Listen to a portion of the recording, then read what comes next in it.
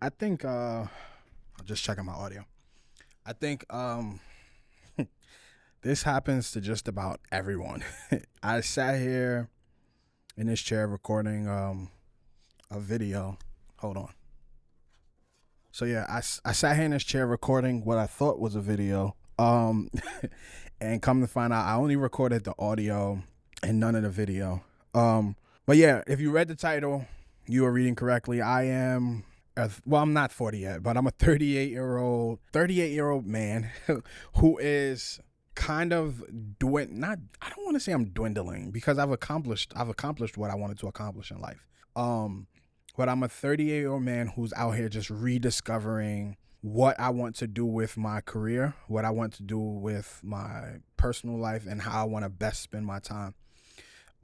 Just kind of giving you a download of who I am. My name is Dre Manning. I'm a senior creative producer for the brand team at a tech company called Thumbtack. I'm also the founder or co-founder of Spark Social and the co-founder of Black Crown Media, a video production company. Black Crown Media actually is now like pulled into Spark Social. So at Spark Social, we help people create content. So we do podcasts. We have a vintage photography studio as well, and all of that jazz. But that's not what Spark Social was supposed to be. Spark Social initially was supposed to be an app for small business owners to find ready to post video content. So essentially, content creators would sell UGC for small business owners to use on social media. As I spent the last year, maybe almost 2 years working on that whole idea, I had to be honest with myself and really ask myself, do I care about doing that?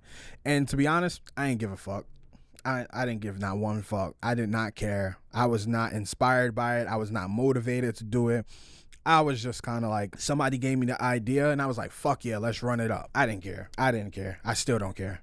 Like, I still don't care about creating an app for ready to post content. I think it is a phenomenal idea. And I think if somebody can figure out how to make that work along with like this boom of AI, you're going to be onto a gold mine. But myself personally, I don't give a flying fuck. What I realized filled my cup was two things: helping creative entrepreneurs figure out like their business models, help them figure out how to get clients, help them figure out their systems and processes. I think being a creative, for me, it was like either music or video production. Like, those are things that you're gonna learn and get better with over time. I mean, you can get an instructor, you can get a mentor, that's, all of that jazz. But I felt like as creatives, whether it's music or video production, the business side is where we often lack and where we could be better at. So that is where I love spending a lot of my time, on helping my friends and their friends like figure those processes and systems out.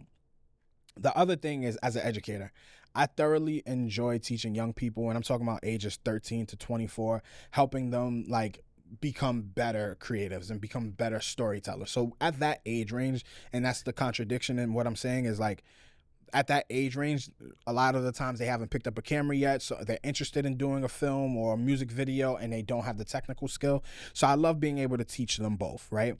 But then also doubling down on that, showing them that the things that I've taught them from a technical perspective turns them into a walking, talking ATM, right? And they can find job opportunities all over the world. They still got to work for them, but they can find job opportunities all over the world. And as long as people need video, and as long as videographers and filmmakers are in demand, regardless of the boom of AI, as long as those things are in demand, they will still have job opportunities. Those are the things that fill my cup. And I know this because I'm willing to do both of those things for free. And I often do. I don't have a course.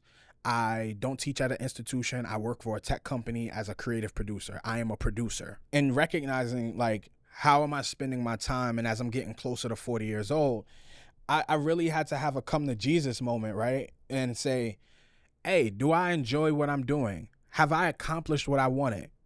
And in order for you to understand whether I've accomplished what I wanted, let's scale that back a bit further. I grew up in the Bronx, New York. I grew up in a neighborhood called Highbridge. My neighborhood is known for producing celebrities such as Cardi B and A Boogie with the Hoodie. I grew up in Highbridge. And in this neighborhood, I lived with my mom and my two brothers. My sister was born when I was about 19, so I'm just going to focus on my two younger brothers. It was the four of us in a 2-bedroom apartment. My dad wasn't present. None of our dads was present. We lived on Section 8. We had food stamps. My mom worked 2 jobs. And I pretty much was like helping her with taking care of my brothers. At some point in time, I become a teenager, of course, and I start losing friends. Some of them to incarceration, others to murder.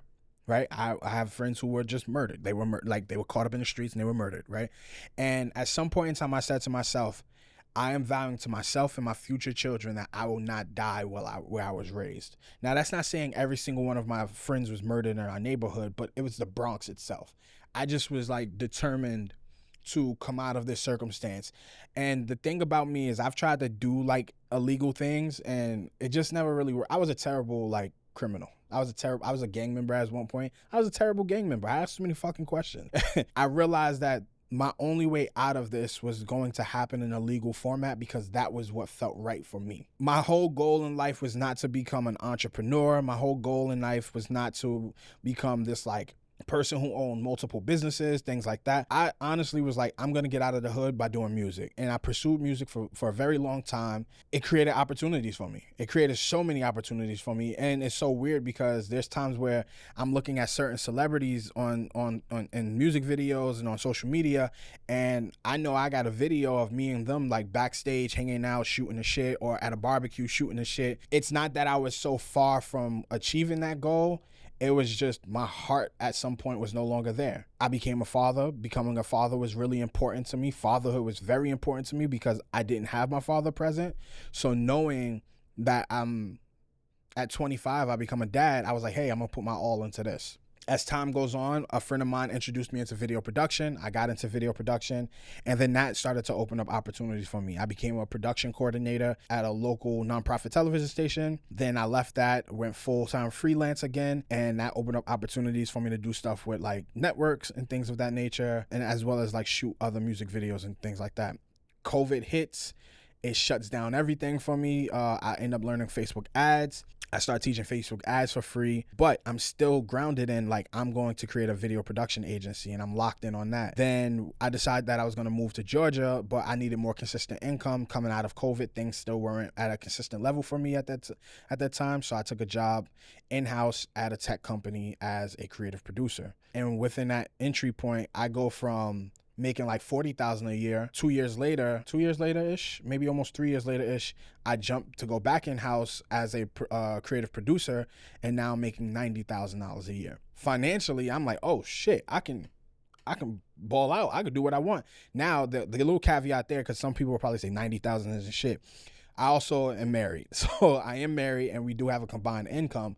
So now when we combine our income, we're making 6 figures. I still stay in house. I'm still doing some video work on the side. I also get promoted. So now I'm making 6 figures alone. My wife is making 6 figures alone. I decide, hey, I'm going to start a tech company. I'm going to start an app. It's going to be called Spark Social. Spark Social is going to be a content for ready to post video content and blah, blah, blah. I'm doing all this thing, right? I go on, I start the process of doing this. I get into a program, an incubator program. I win us, I think $15,000. Yeah, I win us $15,000 to build this program. Some things start to fall apart. My co-founders are realizing like, hey, this is not what we want to do. I start to like really say, hey, I'm just going to knuckle down. I'm going to lock in. I'm going to do it on my own. 2024, as we're getting closer to the end of the year, I start to realize like, I start to question, am I spending my time the best way I want to? Like, am I truly filling my cup with what I'm doing? Because I wasn't someone who grew up saying I'm going to be an entrepreneur.